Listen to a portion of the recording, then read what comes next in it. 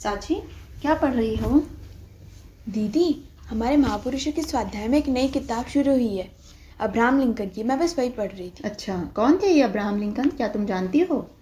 जी दीदी, Abraham Lincoln उन महानतम राष्ट्रपतियों में से एक थे जिन्होंने दास प्रथा के उन्मूलन के लिए अपना योगदान दिया।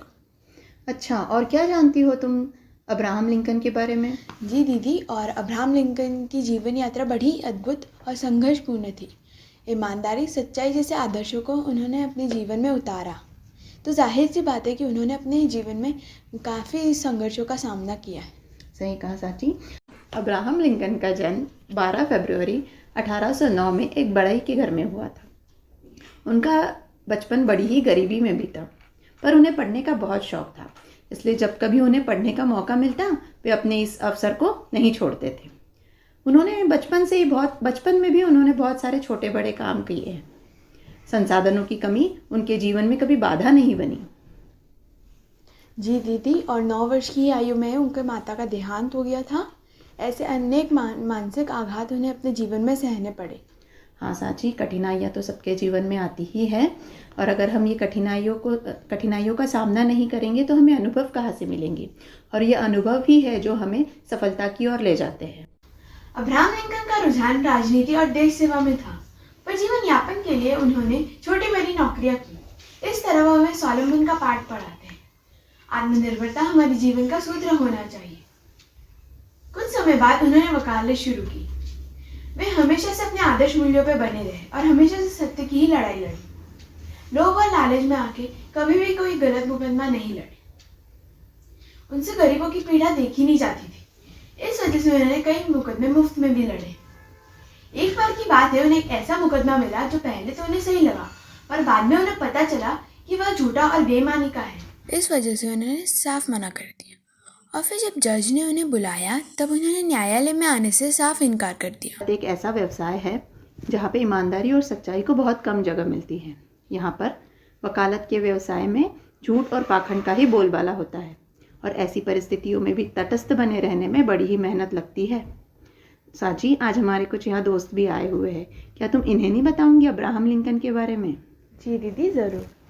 दोस्तों, अमेरिका में इन दिनों दास प्रथा का बोलबाला था।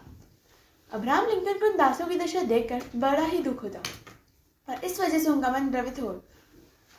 समाज के एक हिस्से को मानव अधिकार से वंचित रखना और लोगों पर अत्याचार करना, यह मानवता के प्रति एक क्रूर अपराध है, ऐसा उनका मानना था। दास प्रथा के समर्थक ज्यादा होने की वजह से वे कभी भी दास प्रथा का खुलकर विरोध नहीं कर पाए। राष्ट्रपति बनने के बाद भी उन्हें गृह युद्ध के भय का सामना करना पड़ा। उन्हें अपनी जान की परवाह नहीं थी, क्योंकि उन्हें पता था जिस किसी ने भी दास प्रथा का विरोध किया उसे अपने प्राणों की बलि देनी पड़ी। सच्चाई और ईमानदारी जैसे मूल्यों ने उन्हें साहसी और निडर बना दिया था। वे निरंतर दास प्रथा को खत्म करने का प्रयास करते रहे और साथ ही ध्यान रखा कि गृह युद्ध की परिस्थितियां ना बने। उन्होंने हमेशा से अपने भाषणों में दास प्रथा का विरोध किया। उनका एक एक शब्द श्रोताओं को मंत्रमुग्ध कर देता था। बड़े ही सरल शब्दों में वे लोगों को अपनी बात समझा देते थे। वे राष्ट्रपति इस आधार पर बने कि वे एक दृढ़ और कर्तव्यपरायण व्यक्ति थे। पर यहाँ तो लड़ाई अपनों से थी, दास प्रथा के समर्थक और दास प्रथा के विरोधी। जब गृह युद्ध की परिस्थितियां बनी तो लिंकन ने एक घोषणा पत्र पारित किया, जिसका आशय यह था कि जो भी दास जो अमेरिका में रह रहे हैं वो स्वतंत्र हो जाए, और इसके तहत एक कानून भी बनाया गया, और इस प्रकार यहाँ दास प्रथा का अंत हो गया।